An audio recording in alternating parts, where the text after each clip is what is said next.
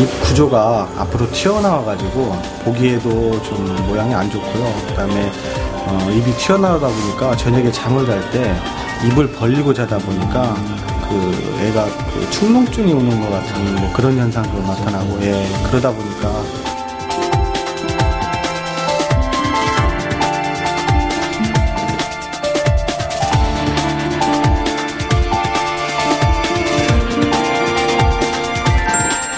치아가 고르지 못할 경우에는 미관에 좋지 않을 뿐만 아니라 이 충치나 잇몸 질환까지도 발전할 가능성이 있기 때문에 조기에 치아 교정 치료를 하는 것이 좋다고 합니다. 하지만 많은 사람들이 이 발치를 해야 한다는 말을 듣고 나서 이 교정 치료에 대해서 한 번 더 고민을 하게 된다고 하는데요.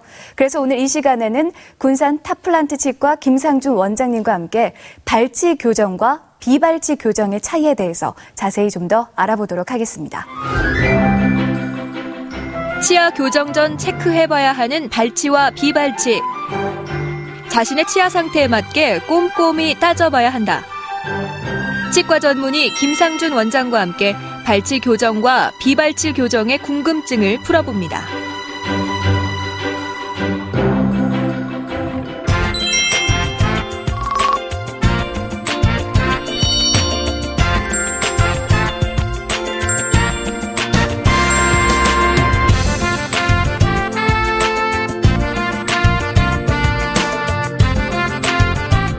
네, 원장님 안녕하세요. 안녕하세요. 네, 요즘은 이 치아 교정 같은 경우는요, 외적인 미모를 위해서뿐만 아니라 치아 건강에 또 도움이 되다 보니까 많은 분들이 예전보다 더 많이 생각을 하고 계시더라고요. 그런데 이 교정 치료에 앞서서 환자분들이 어떤 것들을 가장 궁금해하는지. 환자분들이 이제 교정한 기간이나 이제 비용 또는 교정하는 동안 얼마나 아픈지 안 아픈지, 이를 빼는지 안 빼는지 그런 부분에 대해서 많이 궁금해 하시는데요. 대부분의 환자들은 제일 궁금해 하는 게 이제 교정 치료 후에 어떤 모습일지에 대해서 굉장히 궁금해 하시는 것 같습니다. 그런 이제 교정 치료 후의 모습을 결정짓는 요소 중에 가장 중요한 게 이를 빼지 않고 하느냐, 이를 빼고 하느냐가 굉장히 중요한데요. 오늘은 그 이를 빼는 발치 교정과 이를 빼지 않는 비발치 교정에 대해서 알아보도록 하겠습니다. 그렇군요. 그렇다면 이 교정 치료를 하는 가운데 발치를 하는 환자의 빈도수라고 해야 될까요? 어느 정도 되나요? 경우에 따라 달라지겠지만 발치를 통해서 교정을 하는 경우에 입이 약간 더 들어가 보이기 때문에 조금 더 심미적입니다. 근데 요즘 추세가 심미성을 굉장히 중요하다 보니까 과거에 비해서 발치를 통해서 교정을 하는 경우가 더 늘어나고 있습니다. 발치 여부를 결정하는데 가장 중요한 거는 그 치아의 돌출도와 치아의 총생, 즉 겹쳐지는 부분이 얼마나 있는지가 가장 중요한데요. 예를 들어서 쉽게 설명하자면 입이 많이 튀어나오고 치아가 고르지 못할수록 이를 뺄 확률이 굉장히 높아지게 됩니다. 이 같은 사람인데도 그런데 어느 치과에 가면 발치를 해야 됩니다. 어느 치과에 가면 발치를 하지 않아도 됩니다. 이런 경우가 있는데 이럴 때는 해야 되는지 하지 않아야 되는지 이렇게 다른 이유가 있을까요? 앞서 말씀드렸듯이 그 발치의 여부는 치아의 돌출도와 총생을 수치화해서 발치 여부를 결정을 하게 되는데요. 네. 예를 들어서 5 이상이면 발치, 5 이하이면 비발치 그렇게 딱 정해지는 게 아니고 3 이하이면 비발치, 5 이상이면 발치, 그리고 3에서 5 사이는 발치와 비발치가 둘 다 가능한 그런 케이스가 되게 됩니다. 그러면 이렇게 발치를 해야 됩니다. 또 다른 곳에서는 발치하지 않아도 됩니다. 같은 경우는 그 3과 5 사이에 있는 경우겠네요. 그렇죠. 그럼 이런 경우에는 어느 쪽을 선택하는 게 더 좋은 선택이라고 할 수가 있을까요?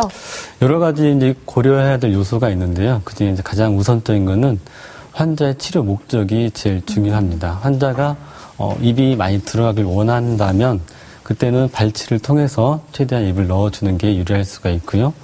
환자의 요구가 단지 이가 가지런해지고 치료 기간이 최대한 짧아지길 원한다면 그때는 비발치를 통해서 교정을 하는 게 더 옳습니다. 그런데 이 발치를 하는 경우에 있어서는 뭐 썩은 이도 아니고 아픈 이도 아니고 정상적인 치아를 발치하기 때문에 혹시라도 이것 때문에 어떤 문제가 발생하지 않을까 하는 걱정이 또 생기거든요. 발치를 하고 교정 치료를 완료를 하게 되면 앞뒤에 있는 치아를 붙여서 그 공간을 완전히 폐쇄를 하기 때문에 저작이나 발음, 심미적으로 크게 문제가 되지 않습니다. 오히려 발치를 하고 교정을 하게 되면 이제 삐뚤어진 치아를 정상적인 위치로 배열을 하기 때문에 저작이 더 효율적이 되고 관리도 더 쉬워져서 오랫동안 치아를 더 쓸 수 있게 됩니다. 발치까지 하는 것을 걱정하면서도 하기로 마음을 먹었을 때 좀 걱정되는 게 또 어떤 치아를 이제 빼느냐가 어떤 치아를 우선적으로 빼게 되나요?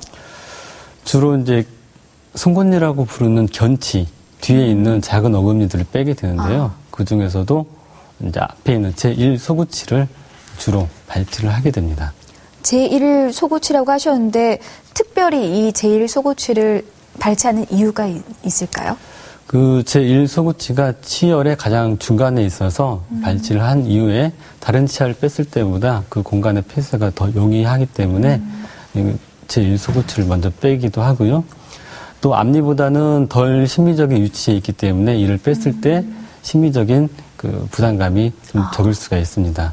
그리고 어금니에 비해서 저작에 참여하는 그 빈도가 좀 적기 때문에 발치를 하고 교정을 완료를 했을 때 저작력의 손실을 최소화할 수 있습니다.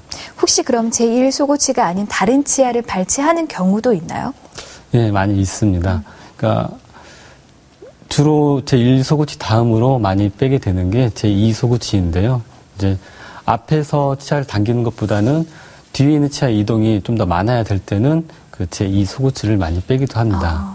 그리고 이미 상한 치아, 즉 신경치료를 했거나 충치가 심한 치아가 있는 경우에는 그 치아를 먼저 빼기도 하고요.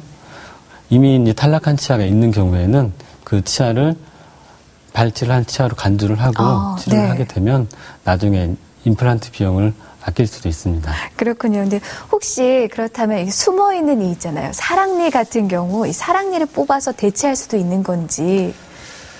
사랑니 같은 경우에는 전체 치아의 배열에 크게 영향을 주지는 않습니다. 그래서 공간이 필요한 경우에 이제 발치를 해야 되는데 사랑니를 발치한다고 해서 공간이 발생을 하거나 그러지 않기 때문에 사랑니와 교정은 크게 관련은 없습니다. 단지 그렇군요. 치아들을 최대한 뒤로 당겨야 될 때는 사랑니가 있는 게 방해가 되기 때문에 치아를 빼고 이제 교정을 하게 됩니다. 그렇다면 이 발치 교정을 할 때 4개를 다 빼야 되나요, 혹시? 보통 이제 돌출된 입을 해소하기 위해서는 4개를 빼는 게 이제 보편적인데요. 간혹 윗턱이 너무 많이 자랐거나 아래턱이 이제 덜 자란 경우에는 위쪽 2개만 빼고 진행을 하기도 하고요. 비대칭이 있거나 아니면 특수한 경우에는 오른쪽, 왼쪽 둘 중에 한쪽만 발치를 하기도 합니다. 그 마지막으로 교정을 또 아직까지도 고민하고 계신 분들께 당부의 말씀 부탁드리겠습니다. 교정은 자기 치아를 최대한 손상시키지 않으면서 치아를 가지런하게 배려할 수 있는 치료이고요. 또 심미적인 것뿐만 아니라 발음, 저작 기능도 개선시킬 수 있는 좋은 치료입니다. 아직은 이제 비용이나 그 시간 때문에 활성화되지 않고 있는데 앞으로 많은 관심 부탁드립니다. 예, 오늘 이 시간에는 김상준 원장님과 함께 발치 교정과 비발치 교정의 차이에 대해서 좀 더 자세하게 알아보는 시간 가져봤습니다. 이 치아 교정에서 발치를 하느냐 아니면 비발치로 하느냐는 이 자신의 치아 구조 그리고 자신이 그 교정을 하는 목적, 효과에 따라서 달라질 수 있다고 봅니다. 그렇기 때문에 무엇보다도 전문의와 충분히 상담을 하신 후에 현명한 선택을 하시는 게 가장 좋겠죠. 그리고 뭐니 해도 이 치아 교정의 기간이나 그 효과에 가장 큰 영향을 미치는 게 환자의 협조도라고 하니까요. 이것도 꼭 기억을 하셨으면 좋겠습니다. 오늘 좋은 말씀 감사합니다.